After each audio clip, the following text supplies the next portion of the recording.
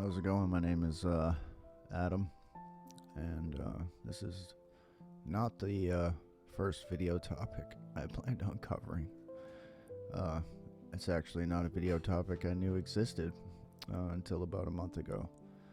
So, it's going around. It's called Mall World. And until about a month ago, I didn't realize that my dream or night terror experiences were shared amongst many other people that were in the so-called gay programs.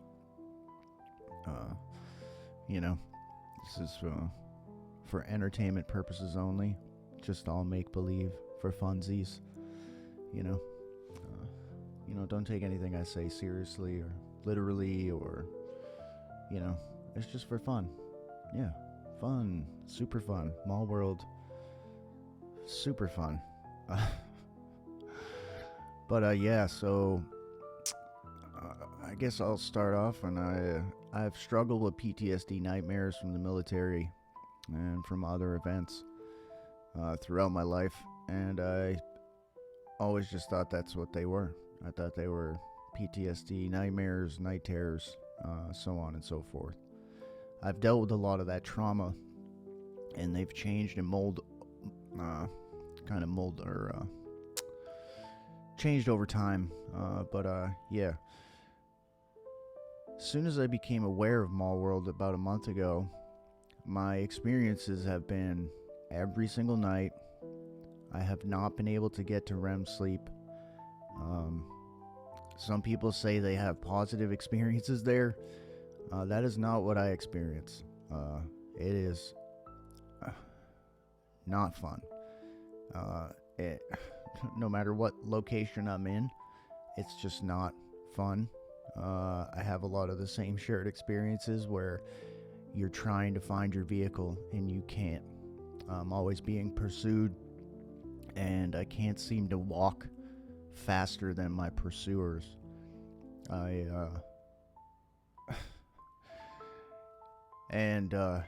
I've had that experience where I finally do find my vehicle, and it is not in working condition. I don't have the key or some similar situation to that. I'm always trying to get out. I have recently, in the last month, since becoming aware of it, it's become so intense on a negative level. I can't hit REM sleep. I don't sleep more than an hour and a half at a time. And when I wake up, I feel like I just got done physically wrestling someone or running a marathon, where I wake up exhausted, both mentally and physically. And it's just not a positive experience. And I have been praying. I am a believer, and I've been praying, and there were a few times where I went to battle with some sort of demons in there, where my faith was strong. There were times where I tried to call on the name of the Father, the Son, and my breath was taken away where I couldn't even say the name. But due to spiritual warfare in my sleep prior to this that I wasn't aware that was connected, the Father's given me a faith to where even if I can't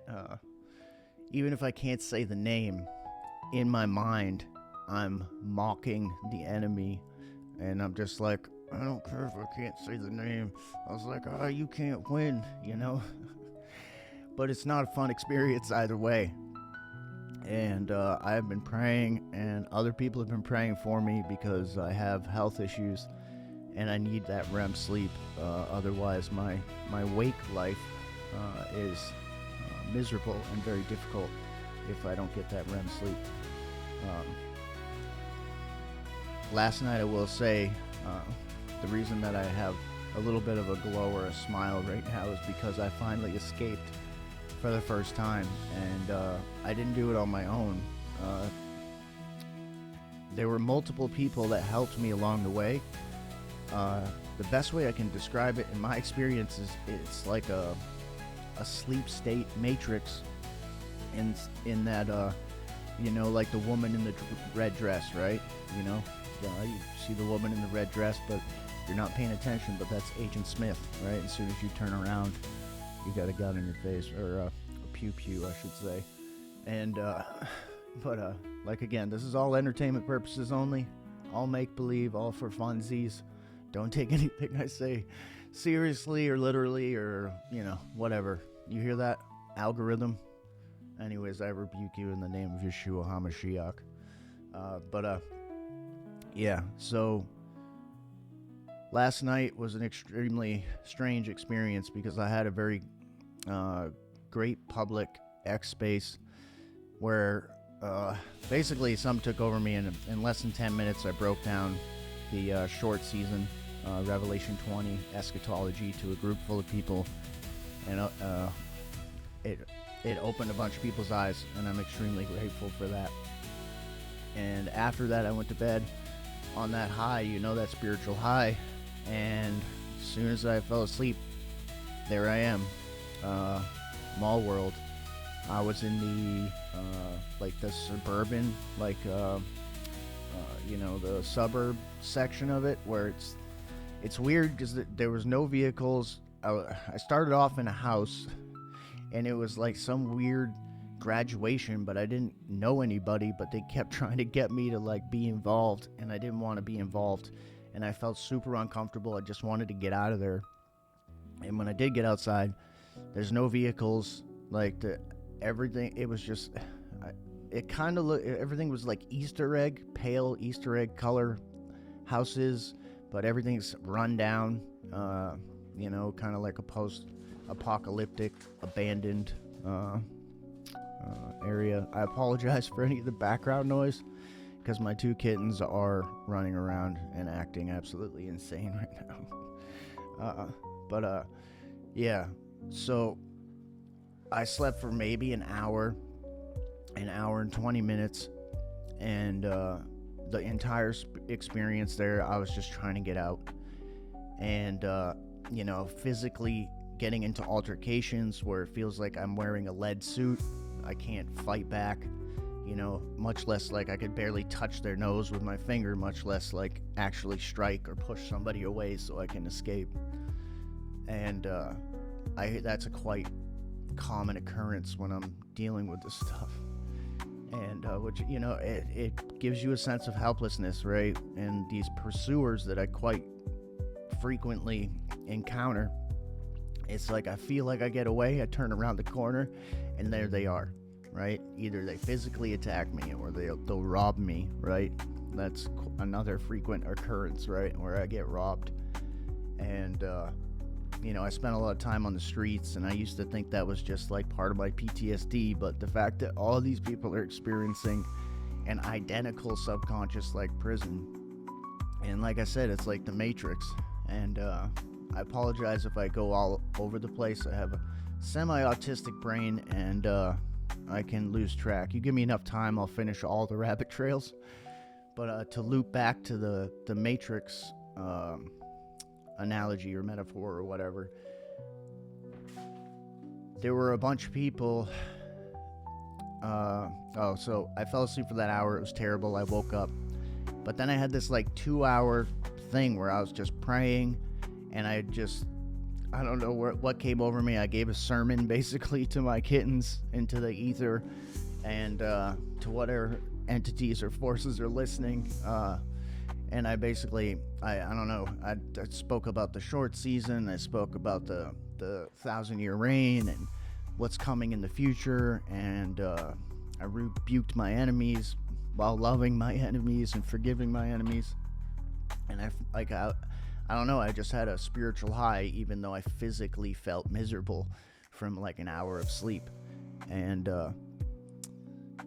so I was all right, I'm going to try to go back to sleep.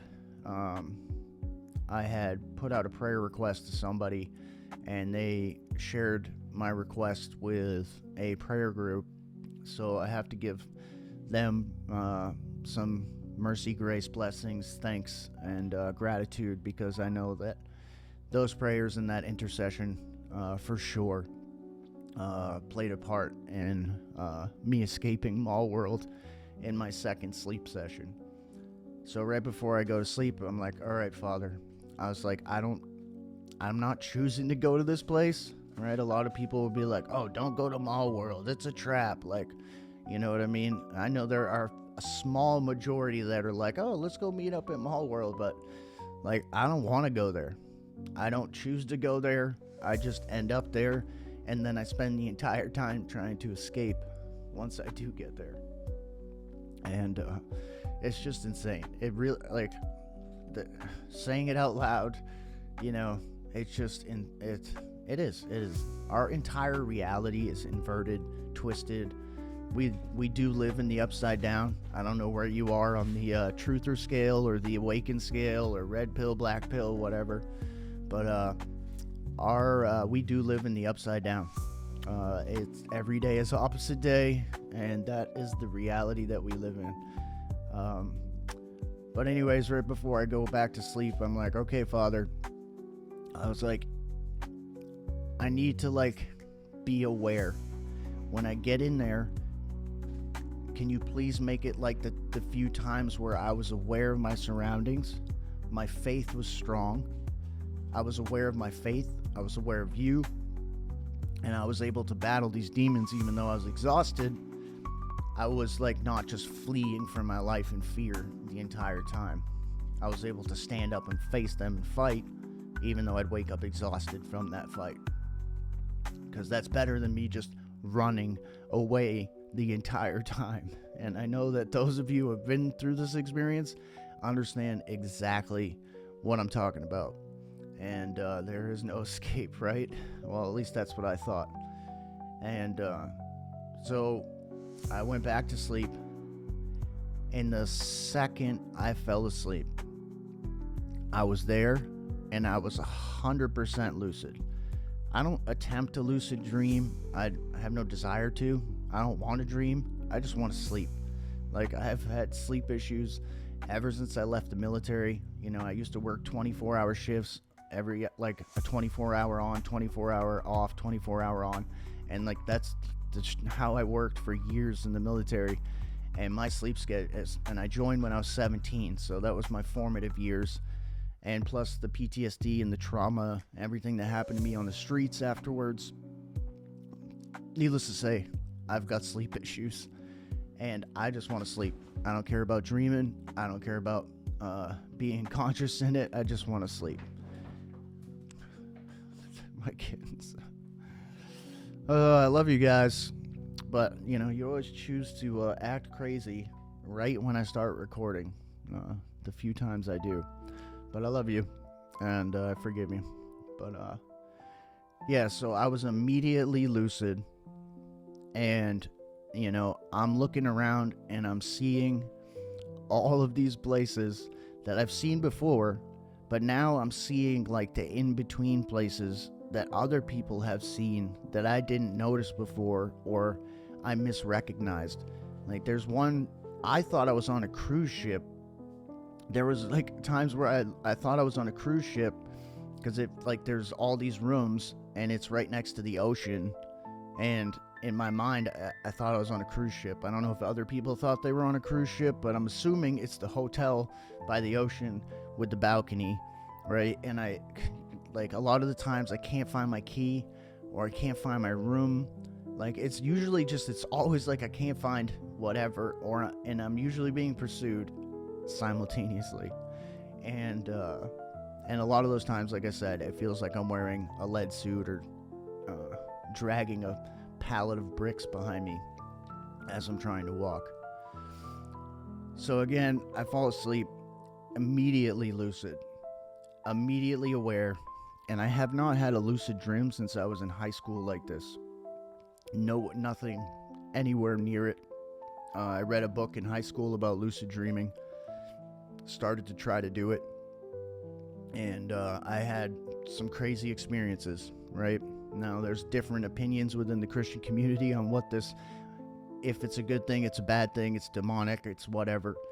But I remember as a teenager, right? We didn't have a lot of money. We couldn't do a lot of things. So there's a lot of things I dreamed about doing or fantasized. I wanted a lot, right? for the finite temporal things of this world. Well, snowboarding was one of those things that I love to do, right? I remember lucid dreaming, and the first thing I wanted to do was fly. And so I just started flying. And I remember the feelings, every hair on my body sticking up right now because, that it's not a natural feeling, right? And then as I'm flying, in my mind, I'm like, oh, I want to go snowboarding at this mountain, this massive mountain that I'll never, ever be able to get to go to, right? Boom, I'm at this mountain, snowboarding down this mountain. As I'm going down the mountain, next thing, my ADHD, like autistic squirrel brain, I want to fly a fighter jet. Instantaneously, I'm flying a fighter jet. And it all felt so real. It only happened a few times. I wasn't able to do it consecutively or whatever, and consistently. But the point I'm trying to make is, like, I haven't had any sort of experiences like that. Oh, there goes my camera. But anyways, so I'm shaking my leg right now, so everything's falling over. But yeah, so I haven't, probably straighten that just there. But I haven't had any sort of lucid dreaming that I can remember, anything like that. I haven't attempted to do it. But last night, that second sleep session, immediately aware of my surroundings. I'm able to look around, like, feel, smell, taste, touch. That I felt like I was there. It still feels like I was there. It's a real memory to me. For me, it's like one of those, I can't think of the guy's name, but, the paintings with the stairs going all the different directions, the mind warp, abstract reality type stuff. That's, like, people talk about those escalators to nowhere, where it felt like not everybody there was completely oblivious to what was going on, but it was like everybody was moving in certain directions, to me, right? There were various locations or whatever, and like rooms and apartments, and I could see the ocean, I could see the hotel or whatever, and it seems like I'm wandering around and I'm following these groups of people, and I'm kind of overwhelmed because, like I said, I haven't had an experience like this. I wasn't intending on having that I didn't think it was going to be like that. And then I just started kind of wiling out, where I'm like, oh, I'm going to go here, I'm going to go there. I'm like, I don't even know what my purpose was, but it was just so, I don't know, real, surreal. I'm just like, I'm going to go here, or I'm going to do this, or whatever. I remember showing up to this one location, right? I used to be an addict many years ago, and anybody who's been an addict and got clean, you have these, dreams where you get high or drunk or whatever it may be, and then you wake up and you're not, and that can be a pretty jolting experience. Well, I was in this area that was basically a bar of some sort, like some people would call it the food court, but it seemed like it was kind of connected in a way to that. But it was this bar, and a bunch of guys were drinking, and I just knew immediately that these guys were like recovering addicts having drunk dreams, right? Where they're getting drunk in their dreams as they're getting over their addiction. And I recognized with that, I empathized with that. And then it was shortly after that where people started to warn me, stop acting the way that you're acting. And I'm just like, what? And people, I would go from one location to the next, but I wasn't moving with the crowd, and I wasn't moving with the flow. I was going against the flow, kind of just doing my own thing. And people started to warn me that, and this is where I tie into the whole Matrix, the Agent Smith with the red, the woman in the red dress. And I remember looking up and feeling like there was something watching that had noticed my irregular behavior and was watching me simultaneously while these people are telling me, hey, you can be aware, you can be lucid, but you can't be obvious about it. Like, you have to be discreet. You have to blend in with all those, because there's not a, I don't know what percentage of people were lucid or partially lucid, but I would say the majority of people are just kind of going out in their dream state in this, what I would call like a subconscious dream prison matrix. That's what it's always been like to me. And now that I've been aware of it, I've heard other people's experiences, and especially the last few weeks have been like terror for me. Like, when I became aware of it, it just got so much worse. And so I started trying to go with the flow. And then I'm just like, that freaked me out, because I went from kind of lackadaisical, this is kind of weird, cool, I just kind of wanted like a little kid just like bounce around. And then I realized and remembered that there's a threat there.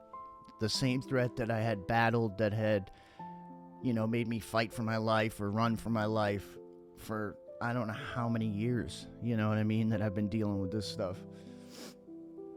And yeah, so that's when it became real again, where I'm like, okay, there is a threat here.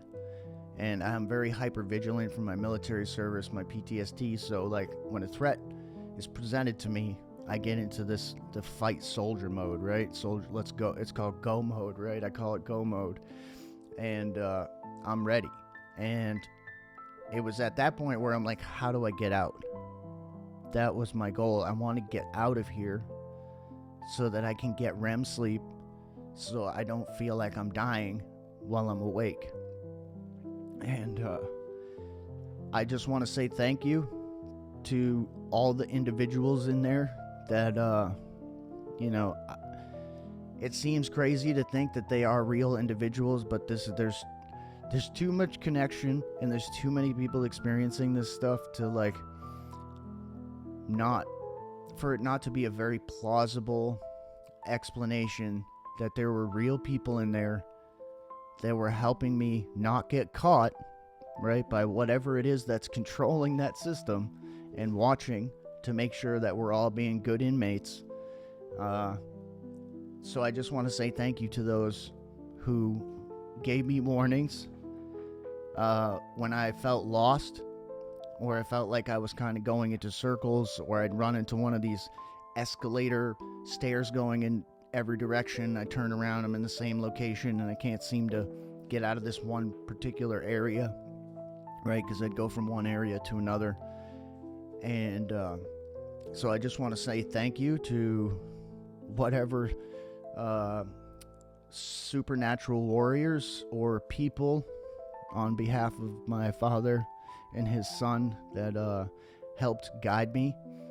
I then ran into this very familiar female that I mean, I'll just go out and say it. I know that I have met her in there before. I know for a fact that I have met her in there before in like random situations. I don't know if she was like helping me in those situations. I don't really remember, because I never really, oh my gosh, because I never really tried to attempt to remember this stuff. I didn't want to remember it. It's not something I tried to remember. I wanted to forget the second I woke up about the entire experience. But I feel like I have some sort of like dream world, mall world, whatever it is, this subconscious matrix prison thing. I feel like I have some sort of relationship with this girl, right? And she's the one who got me out, right? And I explained to her I want to get out. And like I said, I feel like I know her, whether it's from in there or if it's like someone I've met in my life or know from some point in my life or whatever. I don't know how to explain it. I genuinely don't know how to explain it. This is all for entertainment purposes only. Don't listen to me. It's all make-believe. It's all just funsies, right? Algorithm, I rebuke you in the name of Yeshua HaMashiach. So she helped me get out. And when I remember like leaving, I it felt like I was like floating away, right? I was just I we were having a conversation or whatever, and I was just like, "Can you help me get out?" And I mean, she was like super kind about it, and like then I start drifting out of mall world. Like just it felt like, like an outer body experience where I was just kind of drifting farther and farther away. And I thought I was waking up, right? Which at that point I'm like, I'm gonna wake up again. It's probably only been like an hour and a half, no REM sleep. Well, that was at some point early this morning, and I ended up waking up like 5-6 hours later. And I haven't had 5 or 6 hours of solid REM sleep in weeks. And when you combine all the stuff that is not being dumped into various areas of our existence, from various transportation type devices, you know what I'm saying. The farmers of the sky, right? They're just out there. It's planting season, and just planting those crops of delicious toxins and such. And then you combine that with the various G's and the microwavable snacks, right, that they are making us all, right? I'm trying to just speak in hieroglyphs here so that the algorithm doesn't strike me. And like I said, this is not the first video or even a video I ever planned on making, but it is so relevant to me right now, and I just feel like I have to talk about it. And I don't even know, whoever's out there that helped me get out of that place and helped me get the most REM sleep I've gotten in weeks, with all the microwaving and toxins and various things that are happening to us right now, by those people that are pulling the strings. I just want to say thank you, like from the bottom of my heart, because without getting super emotional and bawling in my first video here, like, it's been rough, not getting sleep and dealing with the health issues that I've been dealing with.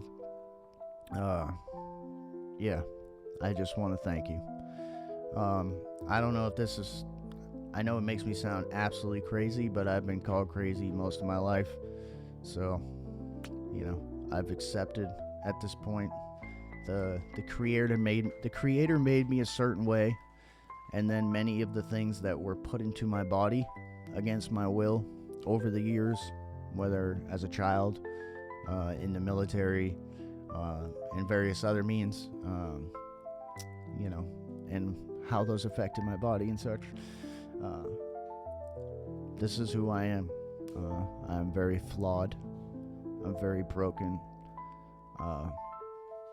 But I have a relationship with my Father and His Son that has given me a joy, and I got REM sleep last night, so I don't feel like I'm dying, Even if, doctors may say, oh, this blood work or this or whatever means you're dying. Like, even if I was dying, hypothetically, let's just say,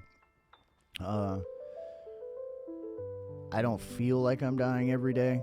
So, I just want to thank you to the supernatural forces, my Father, His Son, and any actual real world people that helped me get out of that prison last night. And I don't know how tonight's gonna go. We'll see. I've struggled, like I said, I've struggled with night terrors and nightmares and this dream prison and health issues for many, many, many, many, many years. So, it is what it is. Count it all joy when you encounter various trials, because trials produce faith. Faith produces perseverance, and perseverance you need to win the race. I mean, Many years ago, I got this tattoo on the back of my hand, James 1 2, right? Count it all joy. Because I was quite frequently vomiting all the time, and my daughter would get scared when she was younger, and I hated that she would get scared, so I begged and pleaded with the Father, to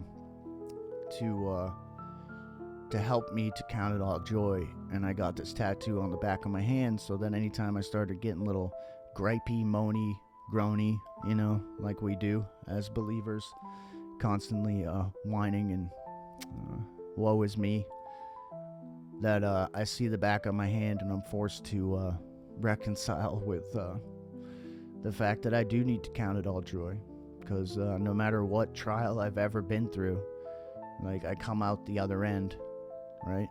Whatever evil it is, whatever struggle or trial, even if I can't see it in the moment, like, blessings come from it every time, without fail. I'm 100% certain of that. That there is no doubt in my faith when it comes to that. I have many doubts and weaknesses in my faith, but that is one where I know for a fact, because I should not be breathing. I've been sent back from death, quite literally. I've been saved from many, many, many, many things, and I shouldn't be breathing. I shouldn't have any brain capacity at all. Shouldn't be able to walk on my own 2 feet. I shouldn't have any joy. I definitely shouldn't have any joy or hope, but I do.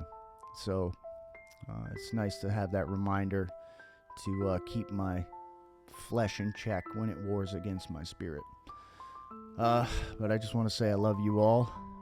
I love my enemies, my accusers. I do love you, and I pray for you.